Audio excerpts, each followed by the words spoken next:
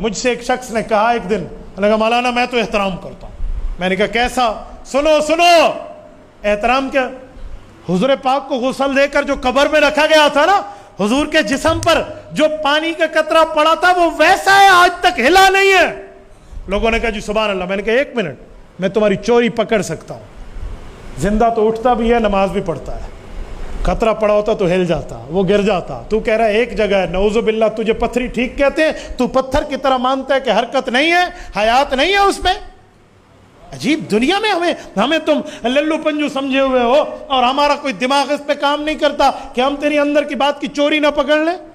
تھوڑا سا بندہ سمجھے، تھوڑا سا عنوان سمجھے. یہ اتنی سی بات ہے، اس پر کیا لڑائیاں، کیا فضل. میرے رب کا میرے اوپر کرم ہے. میں مماتی پتھری ہونے سے واپس آیا، اللہ کا اتنا کرم ہے، میرے پاس لسٹیں موجود ہیں کہ پاکستان کے اس شہر میں کتنے بندے ہم نے واپس لیے، اس شہر میں کتنے لیے، اس شہر میں کتنے لیے. ڈی اے خان کی صرف ایک دیہات ہمت کی بات کر رہا ہوں جس سے یہ فتنہ اٹھا اور ہم نے اس کا کلا کما کیا. 70 بندے تو ہم نے ایک دیہات سے واپس لیے. جی ہاں. کیوں؟ میں پھر جو بات، میری والدہ سید ہے، امام زین العابدین کی پوتی ہے، 39ویں نمبر پہ، اور میرے والد ابو بکر صدیق کے 38ویں نمبر کے پوتے ہیں. میں ان دونوں کی دعاؤں کی برکت سے ایک جملہ کہتا ہوں. کبھی ہماری قریشی رگ پھڑا کے نا، تو میں نے پھر ایک تجربہ رکھا ہے. ایک لڑکا ہے حسین، ان کا نام ہے، لودھی قوم سے تعلق ہے میرے بھائی حسین کا، رب کریم اس پر رحمت نازل کرے. ہمارا شاگرد ہے. یہ کٹر مماتی تھا، مجھ سے گفتگو کرنے. ان دنوں میں بیمار تھا، یقین مانیے میں تازہ ملیریا سے اٹھا تھا. بات کرتے ہوئے میں تھک جاتا. میں بڑی مشکل سے اٹھ کر آ کے بیٹھا اور یوں ٹیک لگا کر. آپ کہہ رہے تھے میرے کلاس فیلو ہمارے بھانجے صاحب، وہ بھی اسی چیز کے گواہ ہے. میں یوں ٹیک لگا کر بیٹھا ہوں اور وہ لڑکا آیا ہے اور مجھے اتنی گالیوں سے بات کی اس نے. میں نے بڑے لہجے سے، بڑے تحمل سے سنا. میں نے کہا پوتر مندیاں دے علاوہ کوئی دلیل ہے تو پیش کرنی ہے تو دس. کہنے لگا آپ علماء دیوبند کے ماننے والے ہیں؟ علماء دیوبند نے یوں لکھا یوں لکھا یوں. میں نے پھر اللہ رب العزت پہ بھروسہ کر کے اس کو ایک چیلنج دیا. میں نے کہا ہو علماء دیوبند، حضرت مولانا نانوتوی رحمۃ اللہ علیہ سے لے کر شیخ الاسلام مفتی تقی عثمانی دامت برکاتہم تک بڑی ذمہ داری سے کہہ رہا ہوں، تو دیوبندیوں کی اس مسئلے پر کتاب لا. کوئی دیوبندی عالم ہو، اگر اس سے اس فقیر نے عقیدہ حیات النبی نہ دکھایا، میں اپنی موت لکھ دوں گا. لے آ، میں چیلنج سے کہتا ہوں لے آ. اسی مصنف کی یا دوسری عبارت سے یا اسی کتاب سے میں تمہیں دکھاؤں گا. اس نے ہاتھ میں عقائد الاسلام لی ہوئی تھی، مولانا ادریس کاندھلوی. اس پہ لکھا ہوا تھا شہید بظاہر میت ہوتا ہے. تو ظاہری بات ہے بظاہر میت ہے نا، باصل میت تو نہیں ہے. میں کہتا ہوں مولانا عقیل کے کندھے بظاہر خالی ہیں، تو ہر بندے کے کندھے بظاہر خالی ہیں، اصل میں خالی ہیں. ادھر کیا بیٹھے ہوئے ہیں؟ 2 فرشتے. شکلن تو خالی ہے. تو شہید تو بظاہر میت ہے لیکن قبر کے لحاظ سے زندہ ہے. اتنی سی بات تھی. اس نے مجھے یہ دکھایا، آؤ مولانا کاندھلوی نے یہ لکھا. میں نے اسے پھر اپنی ترتیب پہ سمجھا. میں نے کہا مولانا کاندھلوی ٹھیک آدمی ہے؟ اس کی تو پہلے ایسی آنکھیں کھلی، ٹھیک بندہ نہیں ہے. میں نے کہا بھائی میں پوچھ رہا ہوں، کوئی اعتراض تو نہیں کر رہا. مولانا کاندھلوی ٹھیک آدمی ہے؟ ہاں جی ٹھیک ہے. میں نے کہا ادھر لکھ دے.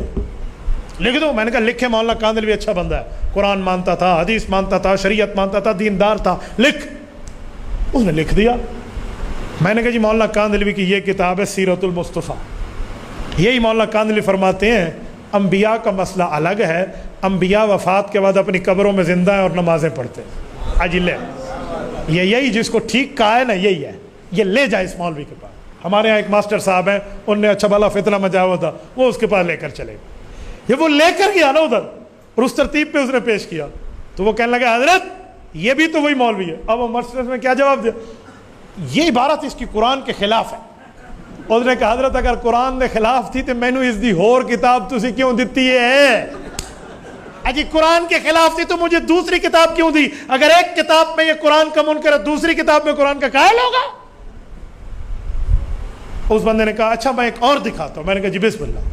مفتی شفیع رحمۃ اللہ علیہ کی اس نے عبارت دکھائی کہ مفتی شفیع صاحب نے فتویٰ دیا فلاں فلاں کے پاس جاؤ تو ان کے پیچھے نماز ہوتی ہے. وہ بھی جھوٹا فتویٰ لکھا ہوا ہے. میں نے شیخ الاسلام مفتی تقی عثمانی صاحب سے ان کے ہاتھ کی ریٹن منگوا لی ہے، وہ فتویٰ ان کی کسی بھی ریکارڈ میں موجود نہیں ہے. کہ بابا عنایت اللہ شاہ اور بابا فلاں فلاں کے پیچھے نماز ہوتی ہے، اور حضرت مفتی شفیع صاحب نے لکھ دیا، ان کے ریکارڈ میں بھی نہیں ہے۔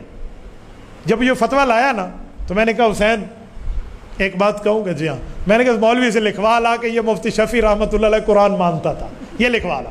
اب مفتی صاحب تو اب پھنسیندے ہوئے، میں نے کہا پوتر بھائی لکھوا تک نا۔ اب وہ اپنے مولوی کے پاس کبھی لکھ دے، انہوں نے کہا میں کیوں عبد الواحد کہوں جی او با کوئی کلی کڈھی بیٹھا اسی میں نہ لکھ لینا، وہ آگے جی مولوی جی لکھ دے نہیں تو جڑے 10 بوریاں سال دے کنک دے نمی ہیک نے دے سے۔ اب مولوی پریشان، کھاتا پیتا آدمی ہے وہ تو کچھ دینے والا ہے۔ نے کہا نہیں پتر وہ مسئلہ یہ ہے قرآن پہ فیصلہ کرا لو۔ اس نے کہا قرآن پہ کراؤں گا، پہلے مفتی شفیع سے کر لے جو آپ نے دیا ہے وہ نہ لکھ دے۔ آخر یہ میرے پاس ہے کہ وجہ کیا ہے؟ میں نے کہا جی معرف القرآن، یہ جواہر الفقہ، یہ مفتی شفیع صاحب کی حضرت مولانا شاہ عبد العزیز رحمۃ اللہ کتاب پہ تقریر دعوت الانصاف پہ تینوں جگہ دکھایا، اور رسول اللہ صلی اللہ علیہ وسلم قبر میں زندہ مانتے ہیں۔ اور مزے کی بات، حضرت مولانا قاضی زاہد الحسینی اللہ ان کی قبر پہ کروڑوں اربوں رحمت نازل فرمائے، مولانا قاضی زاہد الحسینی اٹک والے، حضرت کی کتاب ہے جس کا نام ہے رحمت کائنات، اوپر لکھا ہوا ہے مقبول بارگاہ نبوی۔ پتہ ہے کیوں؟ مفتی شفیع رحمۃ اللہ تعالی علیہ فرماتے ہیں کہ رسالت مآب علیہ الصلوۃ والسلام کو انہوں نے خواب میں دیکھا، حضور پاک علیہ السلام ان کی کتاب انبیاء کرام کو یہ تحفہ دے رہے ہیں۔ حضور کا خواب ہے جس کے لیے جھوٹا ہونا نہیں ہوتا۔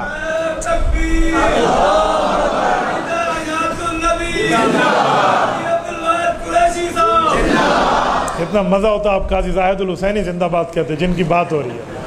حضرت کی کتاب ہدیہ مل رہی، تو مفتی شفیع صاحب نے اوپر لکھ کے دیا ان کو کہ مولانا قاضی زاہد رحمہ اللہ ان کو لکھا حضرت آپ کی اس کتاب سے مفتی محمد شفیع اتنا پیار کرتا ہے کہ اس کتاب کو رات سوتے وقت بھی اپنے سرانے کے پاس رکھتا ہے۔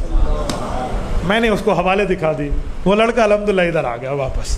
میرے پاس لسٹیں موجود ہیں، بندہ سنجیدہ ہو اور ضد نہ ہو، تعصب اور اناد نہ ہو، پیٹ کا مسئلہ آگے نہ ہو، اپنے فرقے کو پرموٹ کرنے کی عادت نہ ہو، خدا کی قسم شریعت کے سامنے بندہ سر جھکا جاتا ہے۔ یہ عقیدہ